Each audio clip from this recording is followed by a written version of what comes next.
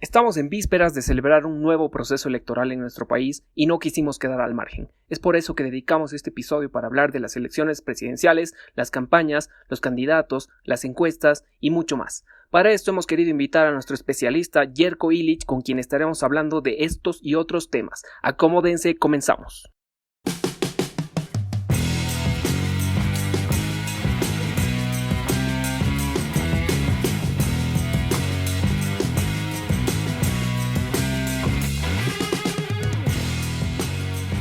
Érase una vez un grupo de amigos que estaban cansados de las mamadas de los políticos en Bolivia, y es por eso que se juntaron para hacer este podcast. Bienvenidos a Esto no es Chacota, el primer podcast en Bolivia dedicado a la política, análisis de la coyuntura social y desarrollo económico. Mi nombre es Roberto Stoman. Yo soy Nacho Daleney. Hola, soy Kenny Patón. Y junto a nuestros invitados podrás escuchar no solamente lo que pasa en el país, sino construir una opinión propia, que es el objetivo de este podcast. Bienvenidos.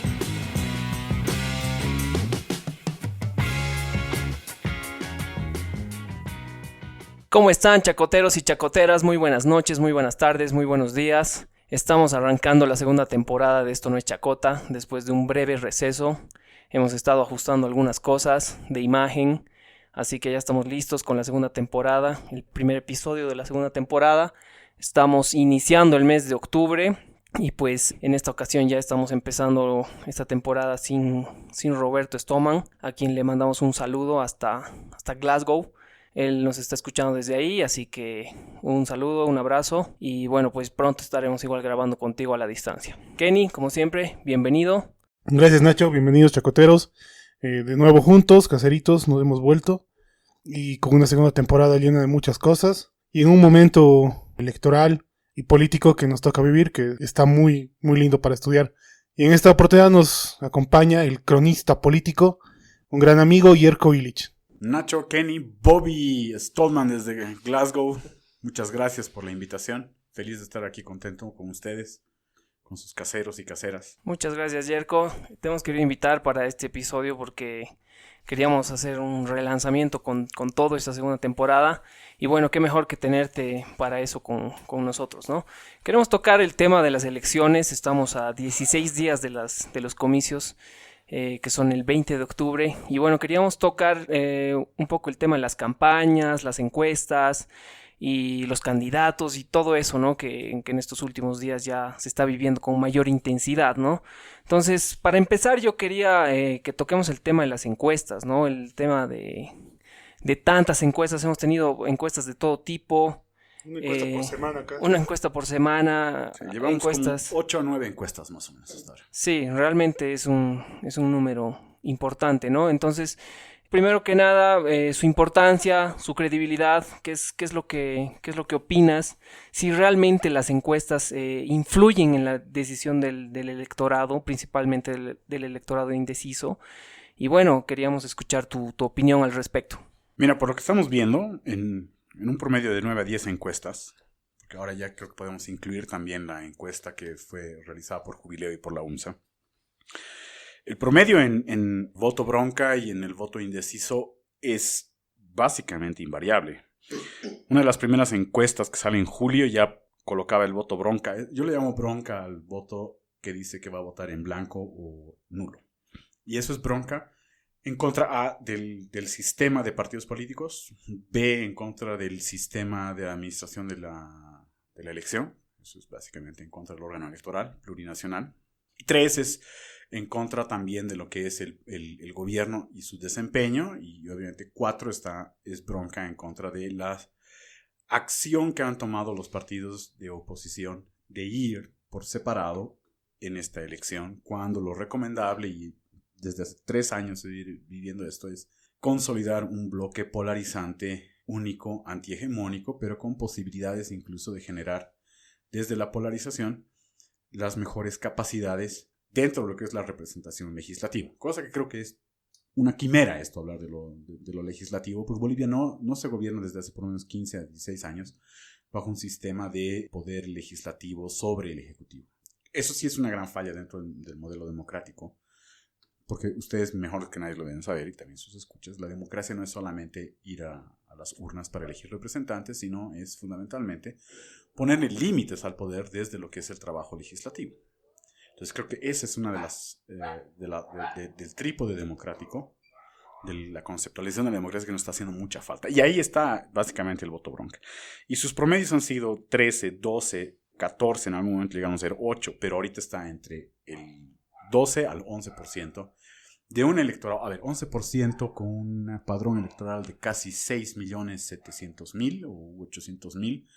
Estamos hablando fácilmente de 600.000 a 700.000 votos. No es nada despreciable. Es una cantidad que después, en lo formal ya de los resultados electorales, el voto bronca tiene un histórico de 3, entre 2,5 a 3% de voto.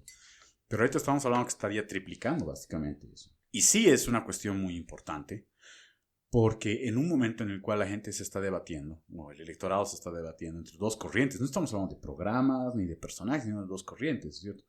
Una corriente es consolidar y acelerar el proceso de autoritarismo carismático, que es básicamente el modelo de Evo Morales, o ponerle un freno por fin a esto y generar una restauración de la democracia liberal republicana.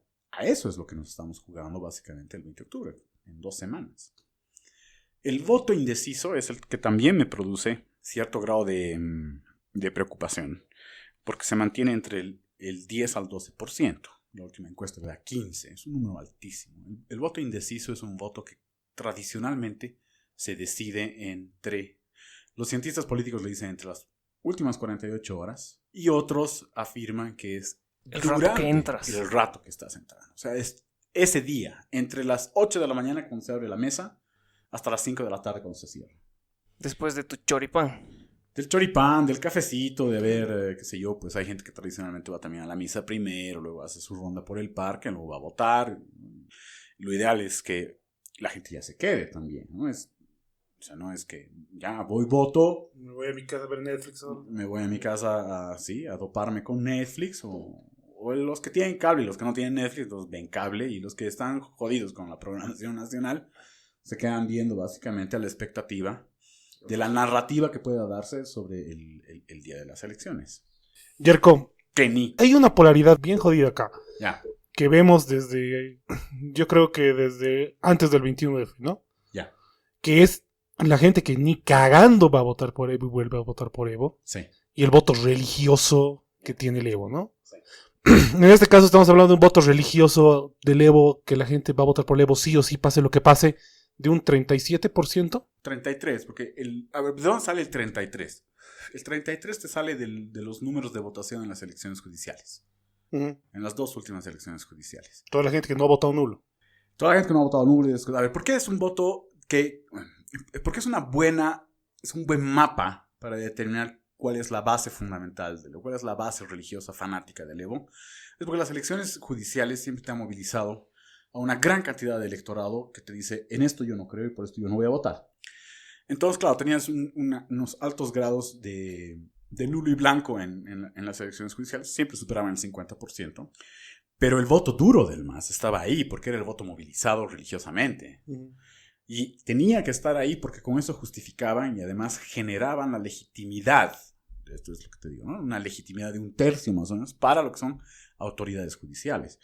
Es en base a esa supuesta legitimidad que ellos han logrado abandonar las formas democráticas y judicializar la democracia. Ahora bien, me parece muy interesante que además tú encuentres una polarización en lo que es el voto del MAS, ¿no?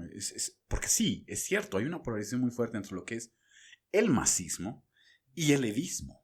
El evismo necesita la continuidad única y hegemónica del líder personificado en Evo Morales. Ahora bien, el MAS no. El MAS está tratando, yo creo, desde lo que fue se acordarán, del referéndum revocatorio del 2010, ¿puede ser? Uh-huh. Puede ser que sea, no, antes me parece que fue, 2007. Ahí lo podemos chequear, pero ahí el MAS sacó arriba del 60 y pico, y ese era el evismo, no era el masismo. El MAS entra en una fase de, ¿qué te podría decir? De absorción por parte de lo que es el evismo, a partir de lo que fue el referéndum revocatorio.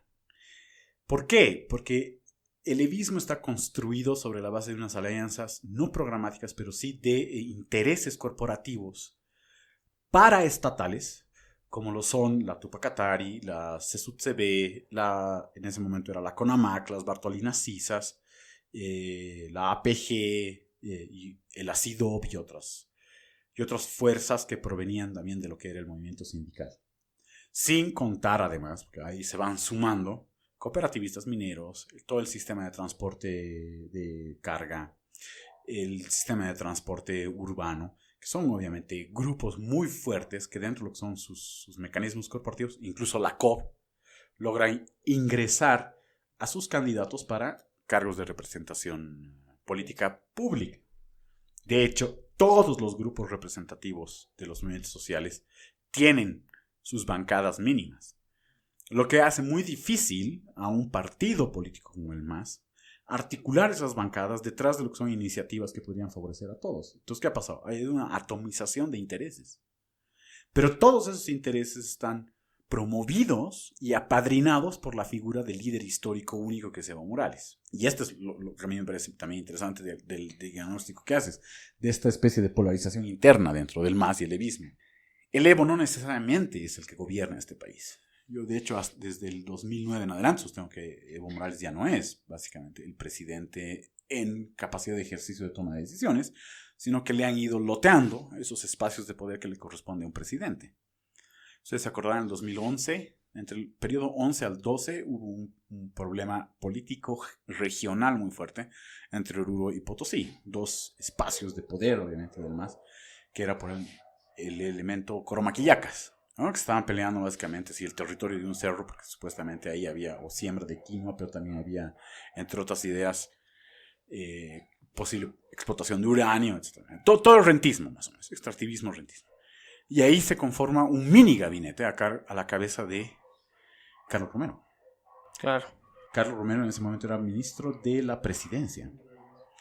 Y Carlos Romero logra armar un mini gabinete que incorporaba incluso al Ministerio de Hacienda y de Finanzas, pero también al Ministerio de Defensa y al Ministerio de Seguridad Interior, vendría a ser el Ministerio de Gobierno. Frente a lo que eran las otras carteras de gobierno que también estaban en disputa. Y a partir de ese momento ya empiezan a lotearse y a cuotearse los espacios que le correspondía al presidente, porque el presidente nunca ha tomado una decisión al respecto que fue Coromaquillacas. Eso fue el presidente interino Carlos Romero, ¿no? Y a partir de ahí tú encuentras incluso unas disputas muy fuertes dentro de las que son los faccionalismos en el gabinete de Evo, que se profundizan en el resultado del referéndum del 2016, a tal grado que el quebrantamiento interno de lo que son los bloques de poder del gabinete se muestra, o sea, ya llegan a tener figuras como Juan Ramón Quintana, Héctor Arce Saconeta y Carlos Romero. Hoy día, ¿quiénes son básicamente los tomadores de decisiones de la agenda programática de existencia y de administración de recursos del MAS? Son 4 a 5 personas, no hay más. Álvaro García Linera, Luis Arce Catacora, Héctor Arce Saconeta, Carlos Romero y Juan Ramón Quintana. El resto son absolutamente vinculados e irrelevantes hasta cierto punto con lo que es su poder en el gabinete. Y obviamente fuera de la jugada total está Evo Morales ahí, ¿no? Y además que, como hablábamos en la anterior temporada, en el capítulo donde hablábamos de la nueva conformación de este gabinete, el MAS ha repatriado todas sus fichas fuertes para armar este gabinete electoral, ¿no? Sí, y además ha sumado 2 figuras a la que han apostado mucho en lo que es su juventud, fundamentalmente, ¿no? Es nada despreciable la influencia que tiene la ministra de Planificación. Es Mariana Prado. Mariana Prado y obviamente Manuel Canelas. Ahora, Mariana Prado funciona dentro del esquema Álvaro García Linera. Manuel Canelas también. Por lo tanto, yo diría que más o menos las 3 figuras más representativas de este gobierno que toman decisiones cotidianamente se reducen a Quintana, Romero, Álvaro García Linera. Claro. ¿Crees que desde el 2016, de esta ruptura que hablas al interior del MAS, hasta el día de hoy, en vísperas de las nuevas elecciones, crees que esta ruptura se haya ampliado en todo caso o se haya cerrado? No, se ha ampliado. Además tienen una brecha también. Porque ¿qué es lo que ha hecho el MAS para incorporar nuevas figuras dentro de lo que es su menú de candidaturas al legislativo? Se ha abierto a nuevas alianzas con bloques empresariales. No es menor el hecho de que esté un diputado a senador que representa básicamente un sistema de pensamiento empresarial extractivista minero que no necesariamente pasa por lo que son los mineros cooperativistas. Careaga, ¿no? Careagas. Y dentro de lo que es Santa Cruz se abren a la posibilidad de incorporar dos figuras, una del sindicalismo fuerte, que es Borda, anti-Romero, y la famosa Lievana, no me acuerdo nunca su apellido. La comediante. Sí, es la payasita cruceña, ¿no? Con la idea de relanzar básicamente la idea de que el MAS es un partido mucho más abierto que antes, cuando en realidad el MAS en este momento es mucho más conservador que el MAS del 2014. Entonces hay una brecha, hay un quiebre y posiblemente una grieta dentro del mismo MAS. ¿Por qué el presidente, candidato ya, después de la confección de sus listas, sale a decir, aquellos que no estén ahorita para la elección nacional, van a estar en la subnacional, tratando de avisar además que el momento importante para estos cargos feudales es la subnacional, haciendo además un cálculo, yo diría, bastante arriesgado de presuponer que para esta elección él podría estar ganando ya en primera vuelta, porque de ese modo podría él mantener al levismo cooptando al masismo y llevarlos a la organización territorial posterior, que es donde tuvo también mayores reveses el 2015. Correcto. ¿No? Evo Morales no tiene ya posibilidades de tener dentro del bloque andino, por ejemplo, poder sobre gobernación de La Paz, alcaldía del Alto y tampoco influencia sobre lo que es la alcaldía de La Paz. Eso es un golpe muy fuerte territorialmente. En Oruro no logran obtener la alcaldía. En La Paz obviamente no. Cochabamba la pierden, Santa Cruz la pierden, Trinidad la pierden, El Alto la pierden, Cobija lo pierden. Básicamente las 9 ciudades capitales no tienen entrada más. 9 ciudades capitales más El Alto no eran más. Entonces hay un repudio. No, perdón. Sucre. Sucre era el único. Pero entonces hay un repudio urbano al masismo. Sí, porque el voto urbano es un voto un poco más informado. Y es un voto que está dirigido a que la administración tenga contrapesos. Los famosos check and balances. Excepto en La Paz. En La Paz lo que hemos tenido es una... Evo Morales saca 2/3 a nivel nacional. Y Luis Revilla saca 2/3 a nivel urbano municipal. Claramente, pero hay diferencias programáticas, ideológicas y hasta incluso de personalidad en esos dos liderazgos, ¿no? Sin embargo, considero que esos 2/3 son absolutamente nocivos. Yo creo que los 2/3 son nocivos para cualquier partido político, cualquier fuerza política. Y ahí es donde, y eso es lo que estamos entrando en esta elección del 20 de octubre del 2019, ¿no? Entras un MAS con grieta y un país también agrietado por lo que es esta dualidad de posibilidades, ¿no? Entre la continuación, pues yo no sé, continuación o reconstrucción, restauración, restitución de las formas democráticas o el aceleramiento y la profundización de un modelo de autoritarismo carismático, que es eso lo único que aporta Evo Morales como figura. No toma decisión, es carisma puro lo que él genera como más o menos vector para el cual existe esta cohesión de la que tú hablabas en el voto duro del masismo, que es 33. Jerko, volviendo un poquito al tema de las encuestas. Dale. Habíamos visto que hay 10 encuestas que hemos visto hasta ahora. Sí.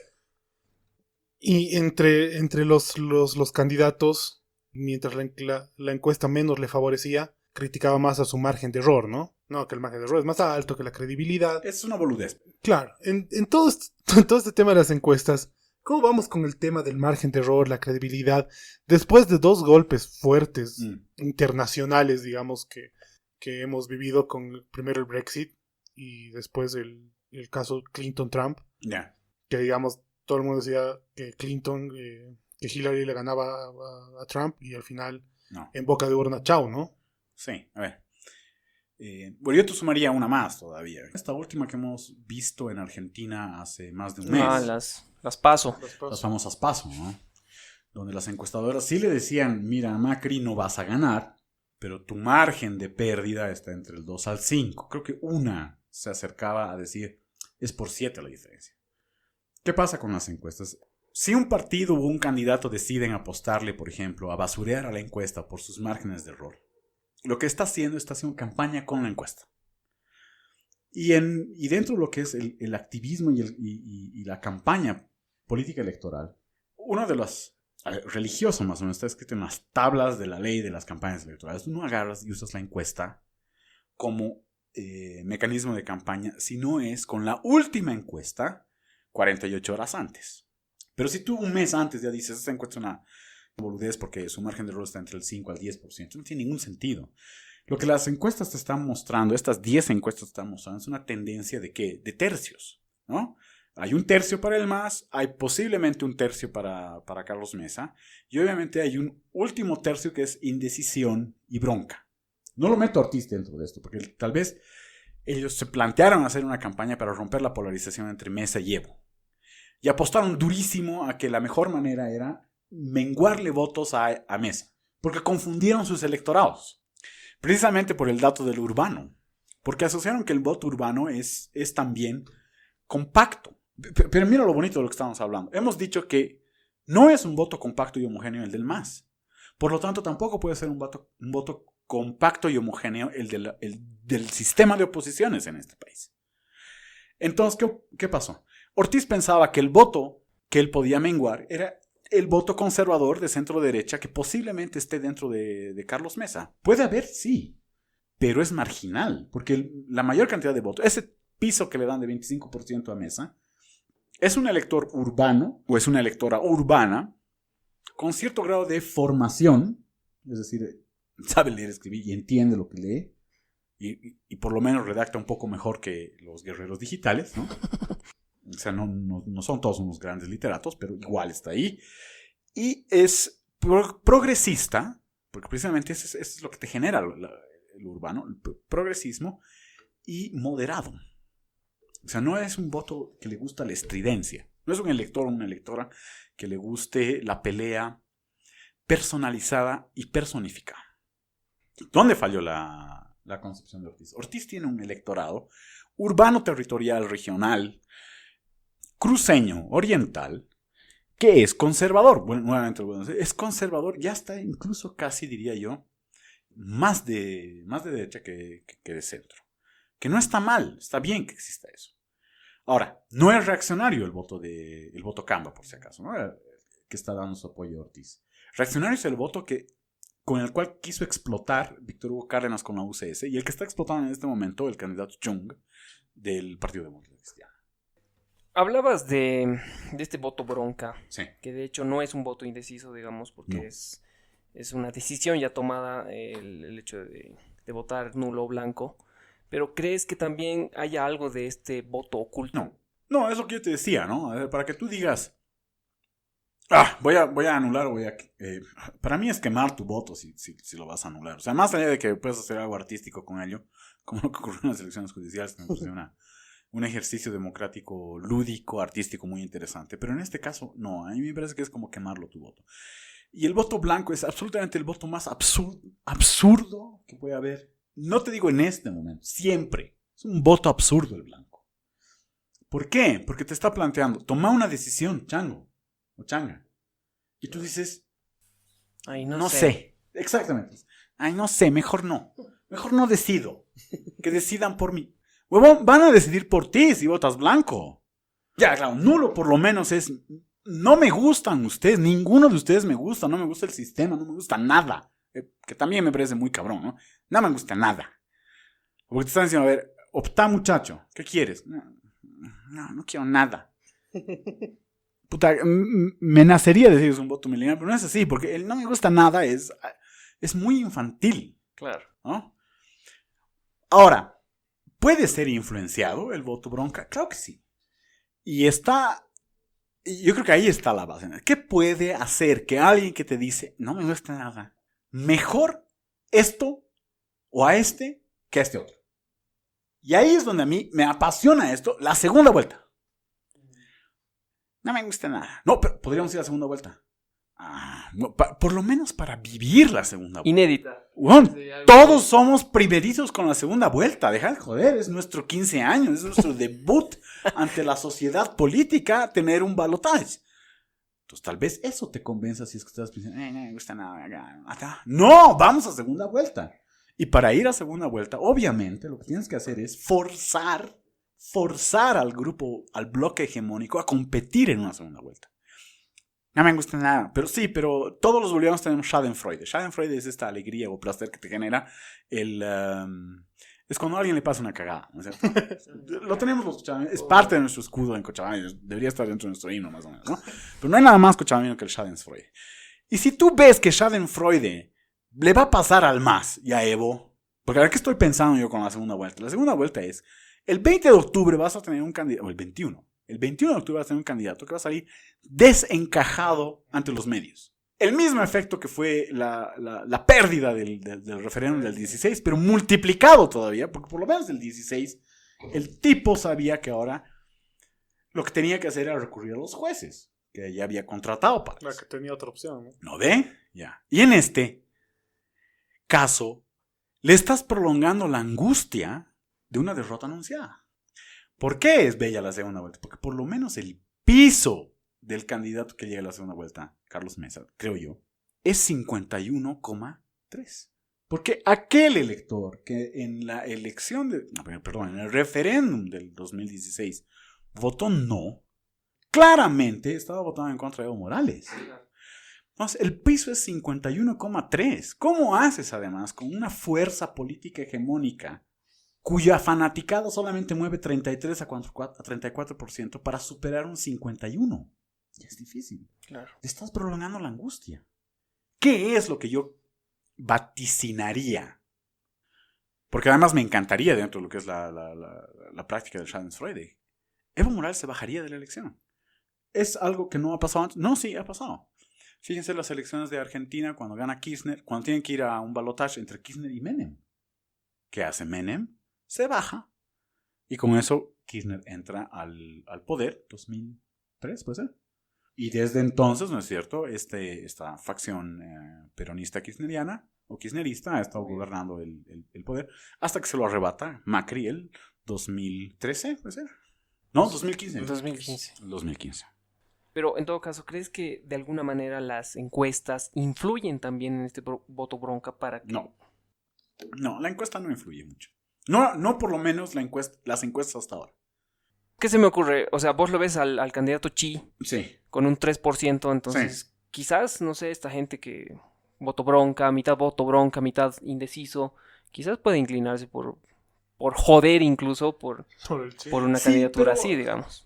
Pero es que el voto bronca... Pero a ver, fíjate más o menos, el voto bronca es un voto antisistema. Uh-huh. No es un voto antidemocracia. Es un voto antisistema. Sistema de partidos políticos, sistema hegemónico masista, sistema pusilánime de alianza no alianza. Pero no es un voto antiderechos fundamentales. No es un voto reaccionario. No es un voto antimujer. No es un voto incluso antiminorías. Que es precisamente eso. La campaña Chung. Sí. Entonces dicen Chi, pero Chi es el nombre de inicio, ¿no? Chung es el apellido de su padre, ¿no? Entonces, claro, el Chi Chung representa eso. Reaccionario, es un reaccionarismo puro, es extrema derecha, muchachos. Y no hay en este país, déjame ver otra vez, 11 a 12% de skinheads, ¿me entiendes? No hay esa capacidad. ¿Cómo explicas ese repentino 3% de...? Porque ha apuntado precisamente al electorado de dos fuerzas políticas que son conservadoras, el MAS y Bolivia dice no. Y sobre todo regionalmente, porque además los números de Chi me parece que son interesantes en Santa Cruz. Tiene un 4% en Pando, según las últimas encuestas, por eso donde ahí aparece.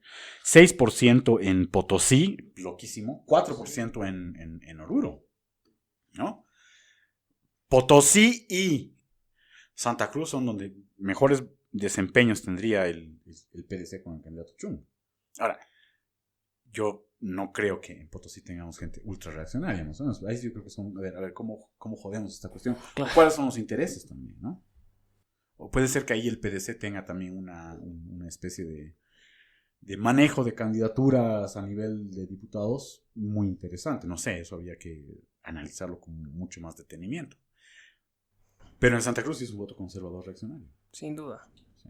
Que no es el voto, no es el elector del bronca. Claro. Entonces, si tú al elector del bronca le dices, mira muchachos, el sistema te está dando la posibilidad de prolongar la angustia de derrota al principal contra el cual tú estás yendo con tu voto nulo, que es el presidente candidato. Entonces, ¿por qué no ayudar además que su angustia y su derrota sean todavía mucho más contundentes, ¿no? Ahora también estamos seguros de que el MAS va a usar todas las artimañas disponibles para enfrentar una segunda vuelta, para no llegar a una segunda vuelta. En este caso también juega un papel bien importante el árbitro, ¿no? Sí, a ver, yo con el árbitro tengo... Con Pancarita Ñandutí. Yo no le veo esa. ¿Sabes qué? Una de las cosas que yo odio del órgano electoral, desde por lo menos el 2009 en adelante, es que ha infantilizado el acto electoral. Ya eran ustedes muy chicos, eran más o menos, pero cuando tuvimos posibilidades de ampliar la posibilidad de votar con las elecciones subnacionales, que en ese momento eran las municipales desde el 87 en adelante, el tema con el voto era, el voto es una fiesta, porque es una fiesta democrática. Porque claro, hasta el 87 veíamos básicamente de 5 años de la recuperación de la democracia, que fue el 82. Pero estamos hablando de un proceso democrático básicamente 30 años, en el cual el voto no es una fiesta, no es joda el voto es algo sumamente Importante. serio y que demanda mucha responsabilidad. Entonces, cuando un órgano electoral, su campaña está basada no en seamos adultos y vayamos a votar con la carga de responsabilidad que esto significa, y te plantea un símil de juego en cancha además, te está infantilizando. Para el órgano electoral, nosotros los electores bolivianos somos una banda de niños inestables, irresponsables, inútiles hasta cierto punto, ¿no? Por eso es que el órgano electoral juega a infantilizar nuestra capacidad de tomar la decisión el 20 de octubre. 2. El órgano electoral es una maquinaria de administrar elecciones. Y es una maquinaria, a mí me gustaría decir que está bien aceitada, porque además viene de por lo menos 13 procesos electorales.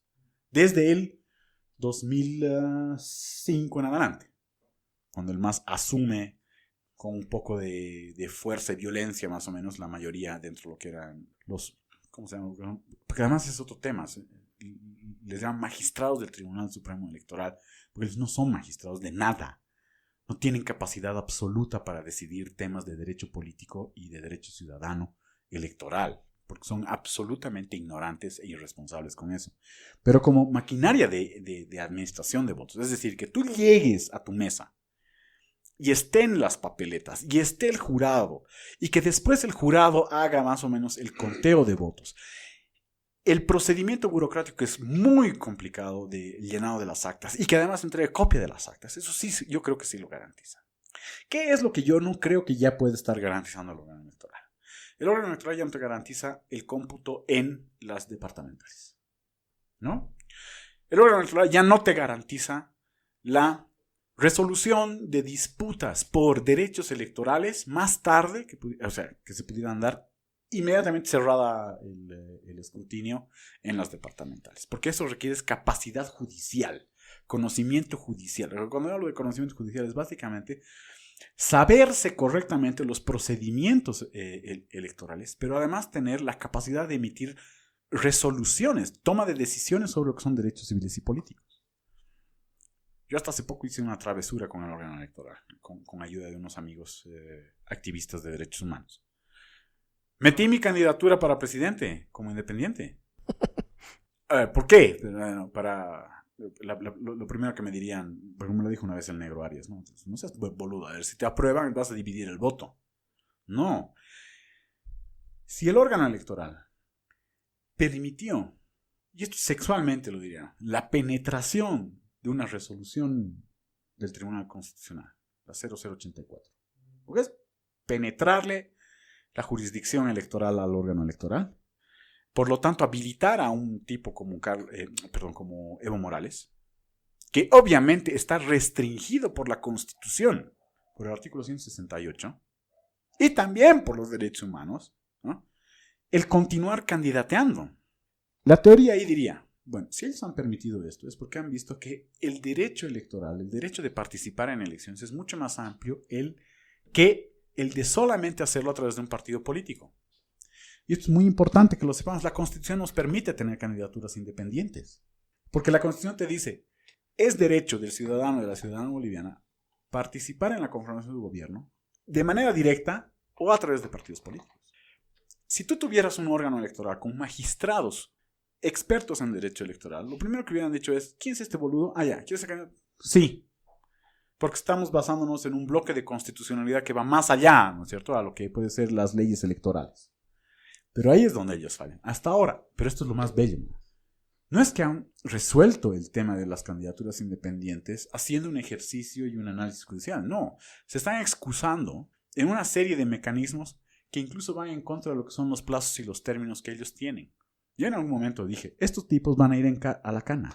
Y van a ir a la cana porque vamos a hacerle con este grupo de activistas los procesos por prevaricato y también por no haber cumplido con lo que son sus plazos. Entonces ahí hay un proyecto de derechos humanos y derechos civiles y políticos muy interesante que a mí me gustaría continuar. Pero eso demuestra que ellos no tienen capacidad para dirimir casos en derechos civiles y políticos. Por lo tanto, esta fórmula de ellos de hacer participar a un candidato que la Constitución ya prohibía era precisamente un ejercicio de penetración de fuerza o de toma de decisiones loteada por otros grupos. ¿Por qué es importante que la gente, después de comer su choripán y de ir a votar, no salga del recinto electoral? Porque eso le va a generar una mirada. O sea, tendría que ser una lectura del órgano electoral de que hay un voto ciudadano vigilante con una expectativa de integridad electoral muy alta hacia él.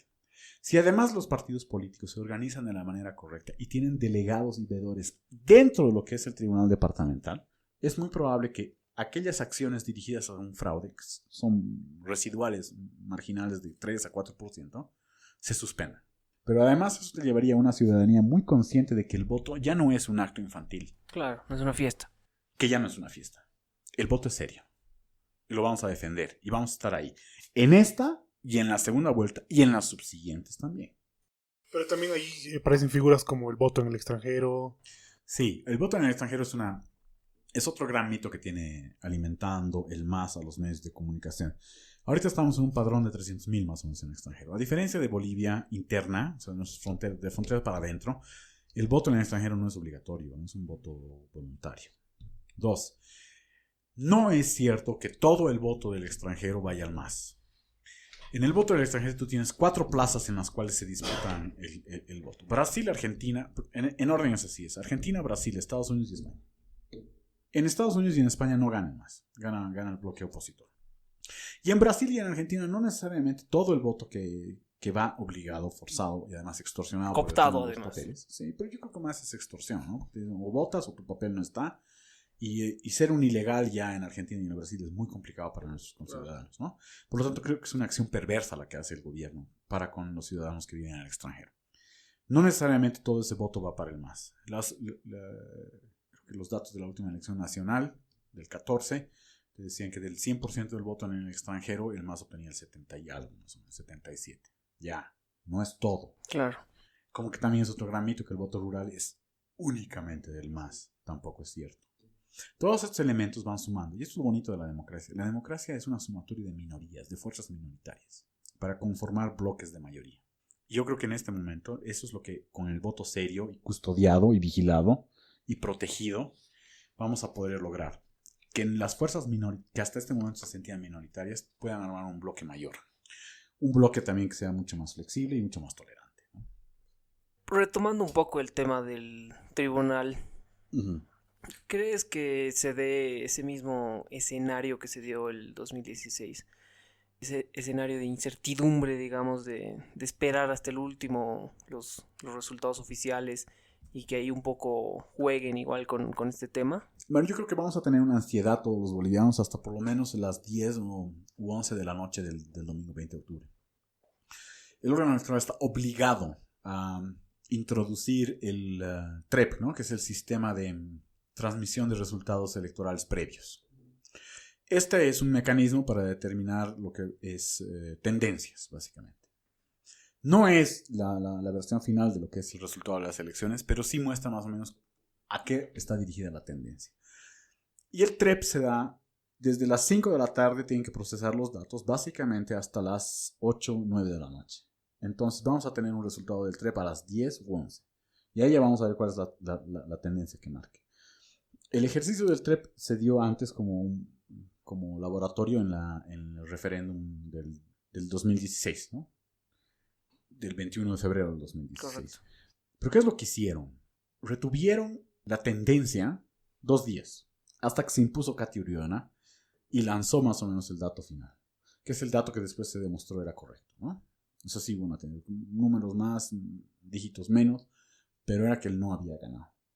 Yo creo que por lo menos hasta el amanecer del lunes 21 de octubre ya vamos a saber si hay segunda vuelta o no. ¿Qué te animarías a... ¿Cuál sería tu pálpito en términos más futbolísticos de esta elección? O sea, ¿habrá una segunda vuelta? ¿No habrá? ¿Cómo estará conformada la nueva Asamblea Legislativa? ¿Qué te animarías a decir? Es una pregunta que viene con 3 cosas. A ver, la primera cosa. Yo formalmente, a ver, en lo que es mi fuero interior y como ciudadano, sí me gustaría que hubiera una segunda vuelta porque quiero experimentarla. O sea, si es mi derecho, quiero vivirlo ese derecho. Pero lo que también yo te decía, ya haciendo más o menos un poquito más de análisis en serio. Si tienes hasta este momento un cuarto del electorado entre indeciso y voto nulo blanco, tal vez las últimas 48 horas tú ya podrías decir, creo que nos vamos a segunda vuelta. Yo hasta ahorita sí creo que podríamos ir a segunda vuelta por los números, ¿no? De ese techo que ha alcanzado Evo Morales del 39, y espero que sea un piso y no techo el de Carlos Mesa de 25. Pero si tienes entre un 9 a 10% de indecisos que en el último momento van a decidir, puede ser que eso también te cambie o para positivo o para negativo la elección. Es muy complicado hacer un pronóstico cuando tienes ese casi 22 a 25% de ciudadanos que todavía no han mostrado a qué van a ir. Claro. O a continuar el modelo de autoritarismo carismático o a detenerlo y restaurar la democracia liberal institucional de este país. Es muy difícil. 3. ¿Cómo podría estar ya conformado? Bueno, pero sí ya tú puedes tener algunos elementos con estos datos que te muestran las encuestas. Primero, no va a haber 2/3 para el MAS. 2, es muy posible que también esté en veremos su mayoría en el Congreso. Ok. Certidumbre y una certeza correcta. Ninguna de las fuerzas políticas en este momento va a obtener la cantidad de votación suficiente como para gobernar solos. El siguiente gobierno va a tener que estar construido sobre la base de alianzas ideológicas, programáticas, lo que tú quieras. O por intereses también. Teniendo en cuenta también que el único partido orgánico entre los que están optando a tener una representatividad interesante en la asamblea es el MAS. No, Demócratas es otro partido orgánico. Tuvo su expansión en el 15, no menor, pero ellos también están apostando a una especie, esto se llama formación secundaria, a construirse sobre la base de sus posibilidades para hacer en algún momento un bloque político que tienes que convocar a tomar decisiones. Mi caso es que en este momento esa formación secundaria de Bolivia dice no. Está apuntando a ser más fácilmente, más cómodamente parte del gabinete de Evo Morales que del gabinete de Carlos Mesa. Por eso la declaración de antes de ayer de Ortiz de decir que él no puede asegurar que el apoyo de Bolivia dice no, en una segunda vuelta vaya a Mesa. Eso ya es un indicador. Segundo, la cantidad de prejuicios en contra de Carlos Mesa, la cantidad de ataques por parte de Bolivia dice no a Carlos Mesa, ha generado también un deterioro político muy fuerte entre esas dos fuerzas. Sería muy difícil que ellos logren activar un gobierno de coalición. O sea, sí todavía predomina la facción de Ortiz dentro de lo que es demócratas. Porque podría ser que Carlos Mesa tenga la posibilidad de convencer a Rubén Costas. Eso es otra cosa. Pero sabemos que Rubén Costas también es mucho más pragmático. Sí, es pragmático, pero no es ortiziano. No hay peor cosa para Rubén Costas que Ortiz saque buena votación en Santa Cruz. Y que Ortiz sea el que pueda negociar coalición de gobierno o con Mesa o con Evo. Porque eso lo desplaza a él como figura política troncal en Demócratas. Y trunca su candidatura a la alcaldía de Santa Cruz. A ver, un poco para... Pero sabes Dime. que te contrabanderé otro datito. La conformación en el Senado, por lo menos 18 al más, 18 senadores, y 18 otros que se dividan entre el bloque opositor. Posiblemente entre 9 a 10 para Carlos Mesa Y el resto y el para... resto para Ortiz. Eso que te habla de que el poder en el Senado ya no va a ser hegemónico y posiblemente tengan que negociar mayorías ahí. Ahora bien, lo que yo también te decía, si estamos pensando los bolivianos que vamos a recuperar el legislativo, estamos pensando mal. Evo Morales no ha gobernado con el legislativo en estos 15 años. Claro. El legislativo para él era un espacio de penetración territorial, de representación territorial, en la cual él mandaba de manera absoluta. De hecho, hay unos datos muy interesantes. Jimena Costa, creo que la deberían invitar para este programa en algún momento, pero ella hizo un estudio más o menos de cómo se generaban las leyes en este país, y su estadística era 3-1. No, espérate. Su estadística era que el 90% de las leyes que entraban al Parlamento provenían del órgano ejecutivo. El 10% eran leyes que ellos llaman ornamentales, que no tienen nada que ver con legislación nacional. Y hay un dato que también me ayudó ella a construir, que es más o menos así. Por cada ley que nosotros teníamos, 90% penetradas por el órgano ejecutivo, etcétera, etcétera, había 3 decretos supremos. 15 años hemos vivido bajo un gobierno en el cual por cada ley hay 3 decretos. ¿Eso qué significa? Hasta el momento vamos por las 1000 leyes más o menos. Tenemos 3000 decretos. Este país se gobierna por órgano ejecutivo fuerte, centralizado, hegemónico y único. Entonces tampoco creo que vamos a lograr recuperar un órgano legislativo con capacidad autonómica para decidir sobre lo que son las leyes. Porque además, si en caso de que llegue a entrar Carlos Mesa, no tiene muchas chances tampoco de hacer enormes reformas en el poder legislativo o para el país. Él entra básicamente con el mandato de restaurar instituciones, ¿no? Asegurar el desempeño económico, que no está tampoco tan bueno como dice Evo. No está en una situación de riesgo crítico de Argentina o Venezuela, pero sí requiere de ciertos elementos, tal vez legislativos, pero también como de políticas públicas, para reforzar algo de estabilidad hasta el momento crítico que es posible que sea el 23 o el 24.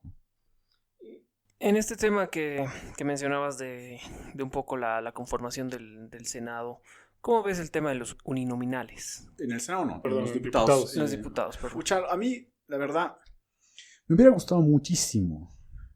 Porque además es algo que los analistas le veníamos diciendo a los partidos políticos. El MAS, por lo menos fíjate el caso de La Paz. El MAS en los pluris sí tiene mayoría, pero también los partidos políticos han logrado meter sus pluris, ¿no? En uninominales no. En uninominales los partidos de oposición no han logrado meter ni uno. La Paz es un caso muy, muy paradigmático.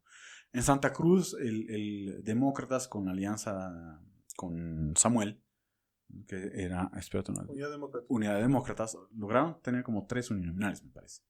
Aparte de sus pluris, etc. Pero en La Paz ni uno. Exacto. ¿Por qué? Porque fueron separados.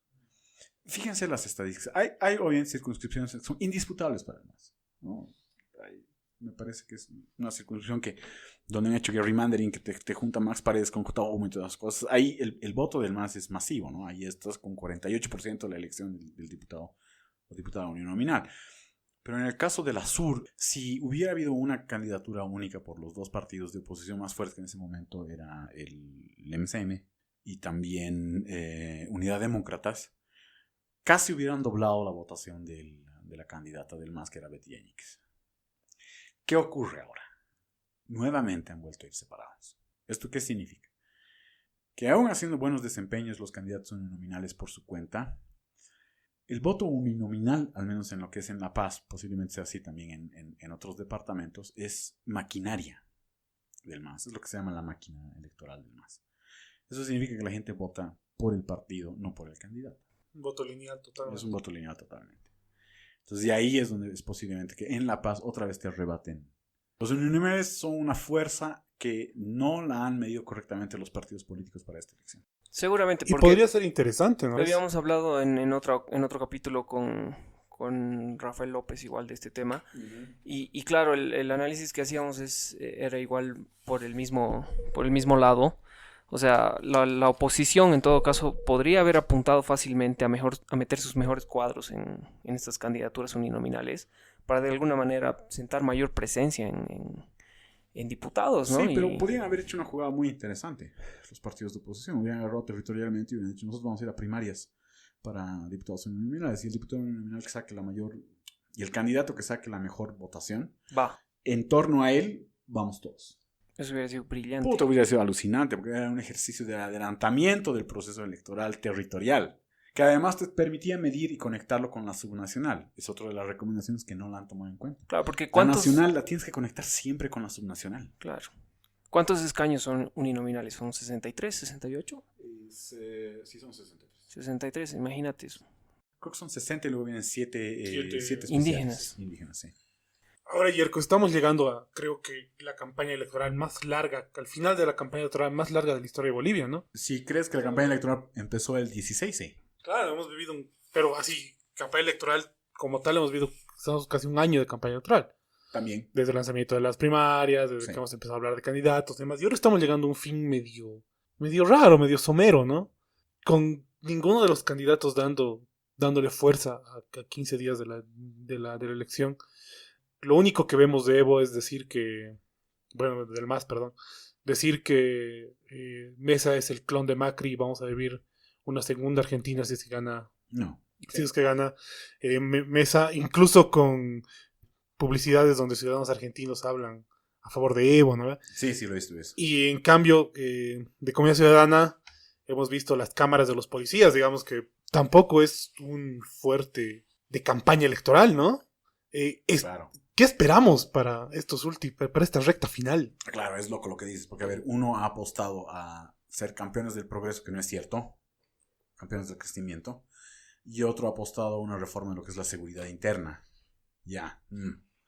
De hecho, es una campaña muy aburrida.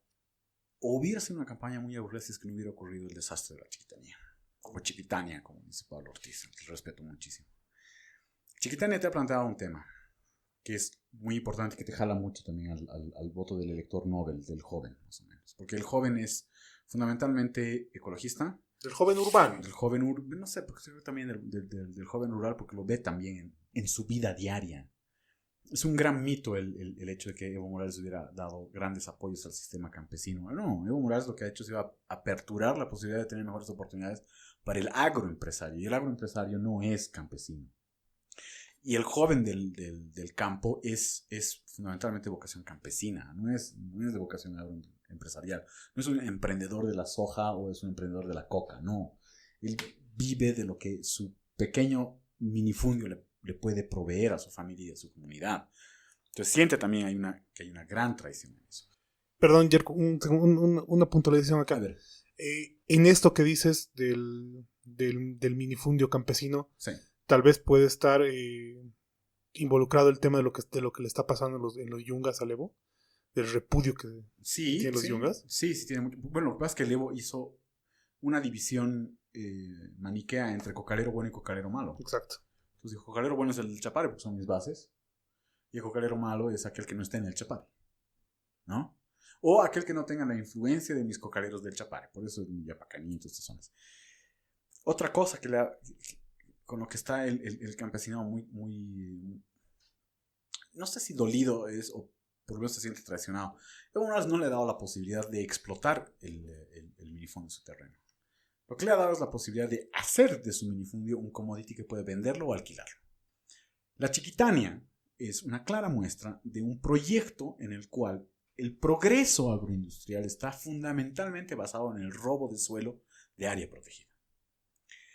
Y no con la idea de que aquellos que vayan a lotear, porque es lo que va a pasar, pues, Kenny Nacho. O sea, no es que la Chiquitania va a parar los fuegos y van a utilizar todo el sistema de medición o de judicialización del Estado para detener el avance sobre esas tierras. No, van a entrar, van a lotear y van a vender o van a alquilar eso los campesinos al agroempresario. Que puede ser un agroempresario chino, que puede ser un agroempresario brasilero, que puede ser un agroempresario camba. Claro. Que no es igual a ellos, y ellos lo saben. Es básicamente un nuevo modelo de feudalización de la tierra de área protegida robada al Estado Nacional. Por eso la Chiquitania tiene una importancia muy relevante dentro de lo que es esta elección, porque le ha significado un corte, o sea, un frenazo en seco al gobierno de construir una ideología en torno al crecimiento y la estabilidad de plata. La gente sabe que esto va a tener consecuencias muy graves de aquí a 2 años. Porque toda esa zona, todos esos ecosistemas que están siendo vulnerados y atacados, Amazonia, Pantanal, Chaco y Chiquitania, de aquí a 2 años van a ser los escenarios donde vas a ver desastres naturales de mayor envergadura, sequías más prolongadas y por lo tanto también hambre y pobreza. Y vas a necesitar destinar todos tus recursos básicamente a cubrir esos tipos de desastres, más allá de lo que se puede ocasionar todavía en el Beni. Y en otros lados también. Las ciudades van a tener que lidiar con el cambio climático y no tenemos presupuesto para eso. Ustedes que participan del sistema de administración local lo saben muy bien. La Paz ha intentado consolidarse y convertirse en un hub de administración de desastres naturales urbanos. El costo que le ha significado a La Paz y le está significando a La Paz es que básicamente 1/3 de su presupuesto está dirigido a desastres y riesgos. El país va a tener que asumir eso dentro de lo que es su sistema de presupuesto. Ahí ya no hay más crecimiento. Lo que hay ahí es tratar de construir mitigación y resiliencia. Y eso ha demostrado Evo que tampoco tiene. Porque el desastre en la Chiquitania, ¿qué es lo que te ha mostrado? Un presidente sin capacidad de manejarse ante desastres. Porque el discurso de crecimiento es tenemos plata para todo. Llevan invertidos más de $20 millones en el desastre de la Chiquitania. Y sin embargo, ¿qué es lo que ha ocurrido? Los fuegos han sido detenidos por la lluvia. Que no necesariamente son...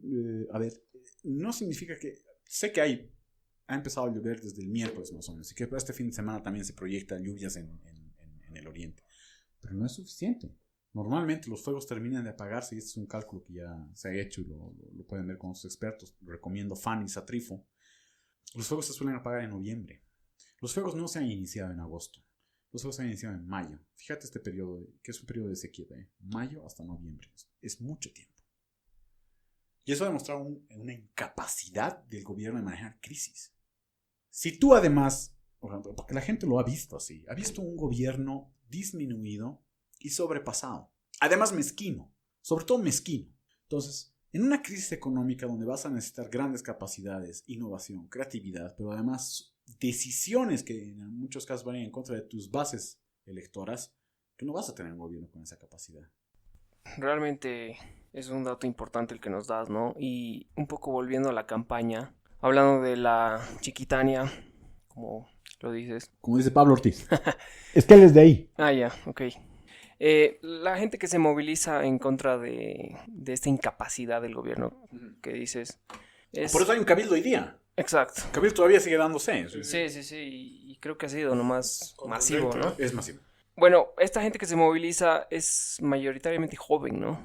Entonces ahí también ves algunas estrategias de campaña del gobierno como esta de... vivienda? Exactamente. Entonces, sí, pero es con trampa eso, ¿no? Creo que va por ahí, pero la cosa, ¿no? Que están tratando ya de sacar el as bajo la manga, de ofrecer ese tipo de cosas, obviamente con fines electorales, ¿no? Pero, sabiendo que sí, la gente joven es quizás la que ahorita está más cabreada precisamente con este tema que está pasando en la Chiquitania, ¿no? Yo siento que la percepción del gobierno es que los jóvenes son boludos.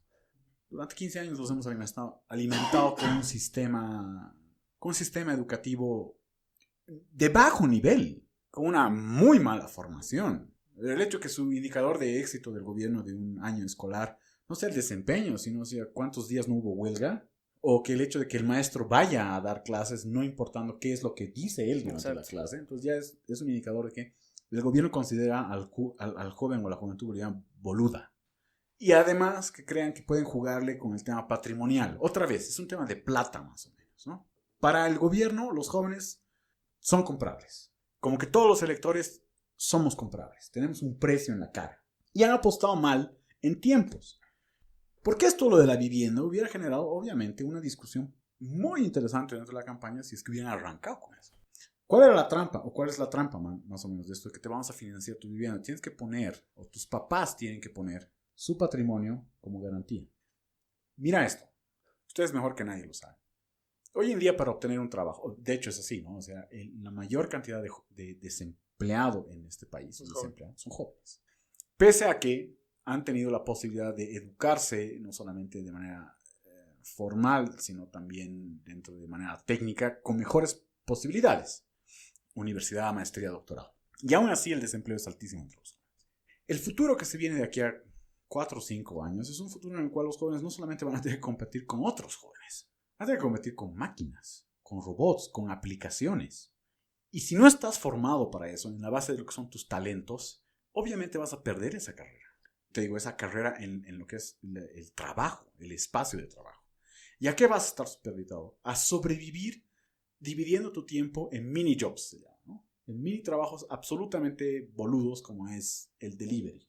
¿Tú crees que alguien que tiene 2 chambas de delivery, ¿no?, que por la mañana te está despachando sándwiches y sopas y por la noche te está despachando pizzas, pueda acceder o pueda mantener los créditos los intereses y los créditos de una vivienda? No, imposible. No. Además, ¿qué hace el que tú a los 23 años ya tengas una casa? Te impide la movilidad.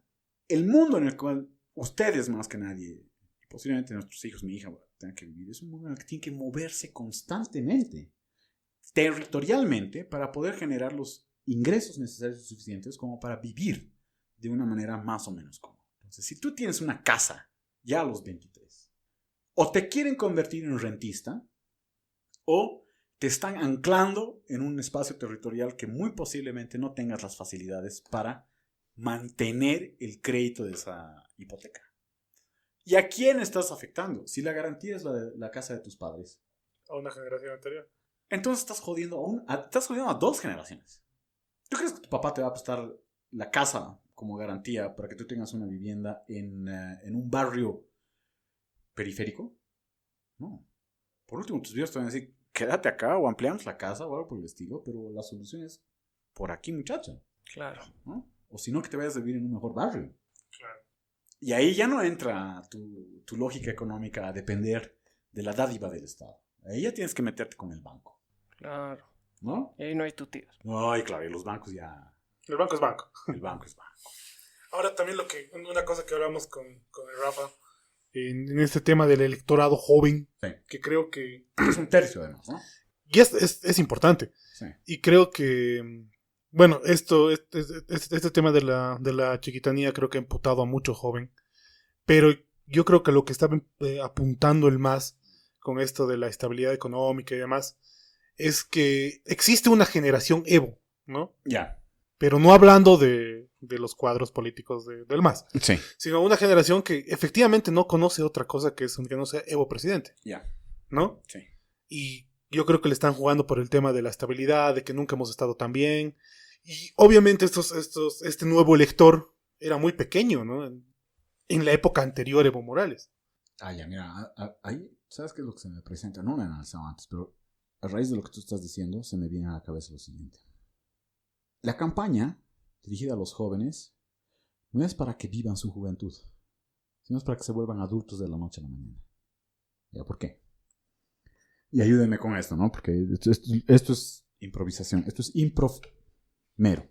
Si tú le dices a un joven que vas a tener que va a vivir un gobierno de estabilidad los siguientes 5 años, le estás pidiendo que piense en cómo va a anclar y estabilizar su vida los siguientes 5 años. ¿Qué te están quitando? La posibilidad de improvisar en tu vida.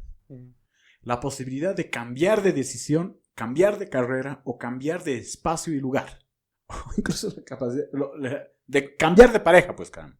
Te están pidiendo que seas un adulto, o sea, con 18, 25 años están diciendo, no, toma las decisiones y plantéate tu vida como si tuvieras 35 para adelante. Y hazlo ya.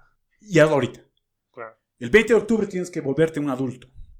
Pero me estás diciendo que la elección es un juego, es joda, ¿no? Como tengo que tomar decisiones. En este momento estás viendo que tome decisiones que van a modificar mi vida. No en los siguientes 3 años, 5 años. Toda mi vida. ¿Qué hago? ¿Me vuelvo adulto ahorita? ¿Estoy en las condiciones de volverme adulto? Porque además yo veo que los jóvenes no están formados para tomar decisiones como si tuvieran 35, 40 años. Yo no creo, puede ser que existan así jóvenes que tengan una gran capacidad y una enorme personalidad también y creatividad como para sentarse el día de mañana ante un oficial de créditos en un banco y decir, de esta manera yo voy a financiar mi casa, voy a financiar mi auto, voy a financiar mi educación y voy a financiar mi vida. Tantos son los plazos, este es el interés y de aquí están mis ingresos. Puede haber que existen esos jóvenes superdotados y privilegiados, pero yo no creo que la mayoría lo pueda hacer. En la ciudad de La Paz, ahorita, yo estoy absolutamente seguro que hay barriadas de jóvenes en las que no están en esa capacidad. Me la voy a traer a la Greta, a la Thunberg. La Thunberg, lo primero que les dice a estos boludos en las Naciones Unidas es: ¿cómo se atreven ustedes a pedirme a mí, que tengo 14 años, que esté aquí hablándoles del cambio climático cuando yo debería estar ahorita en mi casa, en mi escuela? ¿Por qué le están pidiendo a mi generación que tome una decisión que ustedes tendrían que haberla creado para nosotros? Lo mismo diría yo que los jóvenes tienen que hacer con el Evo y decir: ¿por qué me estás pidiendo a mí que tome una decisión en este momento para favorecerte a ti, que implica que yo voy a perder toda mi juventud? Porque voy a tener 25 años, pero ya voy a ser un viejo de mierda que tiene deudas y compromisos patrimoniales y que además no solamente tiene que responder al banco, al Estado, sino también a mis viejos. ¿Dónde está mi independencia? Además, teniendo en cuenta que la generación y en sí la bolsa de trabajo te vuelve un poco más nómada últimamente, ¿no? ¿Es eso lo que yo digo con movilidad? Claro. No puedes quedarte en un solo lugar. Ustedes son unos privilegiados porque han tenido la posibilidad de, por lo menos en los últimos 5 años, de tener un espacio de trabajo estable. Con eso no te digo fácil. Yo sé que ustedes están sometidos todos los días a cargas de presión en el cual tienen que tomar o hacer cosas que requieren todo el esfuerzo. O sea, porque ustedes son una generación ya de changos estresados. O sea, con todo el cariño que le tengo al gobierno municipal de La Paz. Pero la generación joven de gerentes, jóvenes paseños que están administrando esta ciudad, viven bajo una carga de presión muy alta. Sus niveles de estrés están por encima de la media. ¿La estabilidad es cómoda? Sí. Pero su costo en su salud y en sus otras cosas que ustedes deciden es muy alto. Ahora bien, jóvenes como ustedes en este momento tienen que estar saliendo de una chamba para ir a otra y a otra. Tienen por lo menos 3 chambas, 3 ingresos. Y no les da como para tener la suficiente capacidad de pensar futuro. Encima de eso, hay jóvenes que tienen que saber, o sea, que saben, que su espacio laboral hoy es La Paz, pero mañana es muy probable que sea El Alto, dentro del sistema metropolitano, y pasado mañana tengan que irse a Santa Cruz o a Arica, ¿no? O a la China, o que tengan que emigrar a Argentina, al Brasil, a España o a Estados Unidos. Y si de repente viene un candidato y dice: para que yo sea presidente, necesito que tú abandones la idea de que puedes moverte a otro lugar a buscar tu riqueza, ahí la ecuación ya no cuadra. Ya es muy García Linera el planteamiento económico matemático. A mí no me gustaría tener que votar por un candidato que lo primero que me dice es: borra de tu esquema de vida la posibilidad de vivir lo que tu edad te permite. Es como al que le digas a un niño de 10 años: actúa, o sea, hoy tienes que decidir qué carrera vas a estudiar en la universidad. Hoy. Y sin posibilidades de modificar ese pensamiento. Es eso lo mismo que le está planteando a los jóvenes de ahora con esta huevada de la vivienda. Yo no conozco ningún niño que agarre y diga: yo quiero ser arquitecto. No saben lo que es arquitectura. El chavo lo que quiere ser es milico bombero, ¿no es cierto? Y astronauta. Futbolista. En el mejor de los casos, si es que tiene talento, ¿no? Aunque hoy en día los padres sobreprotectores le andan diciendo que todos tienen talento. Por el hecho de ver pasar la pelota cerca de sus pies ya es un crack. No. Tienes que meter goles para ser un talentoso. Claro. ¿No? Y no autogoles desde los arqueros, más o menos, ¿no? Porque eso puedes hacer. Entonces no hay posibilidades ahorita para los jóvenes. A ver, yo creo que sería una decisión absurda, un suicidio de su juventud el tomar ahorita partido por el Evo. Esa generación Evo puede ser que se sienta, a partir de su militancia, enchufada al gobierno. Pero ¿qué te está diciendo también eso? Generación Evo es una generación de empleados públicos. Exacto. Sometidos además a un sistema en el cual el trabajo, la chamba, la pega, no está garantizada por tu grado de fanatismo y militancia. Entonces, ¿qué? Tampoco por tu capacidad intelectual. No, menos por tu capacidad intelectual. Menos. Bueno, en todo caso tenemos ahí ya un teléfono para los jóvenes que nos escuchan, ¿no? Y esa es la recomendación que nos hace nuestro querido Yerko. Y creo Cuando que dices teléfono, tienes una llamada de asistente de ayuda, más o menos. Más o menos. Hotline para aquellos que quieran. Correcto. Ya, muy bien. O sea, no me parece mal tener un hotline de ayuda al joven en lo que es su proyección en los siguientes 5 años.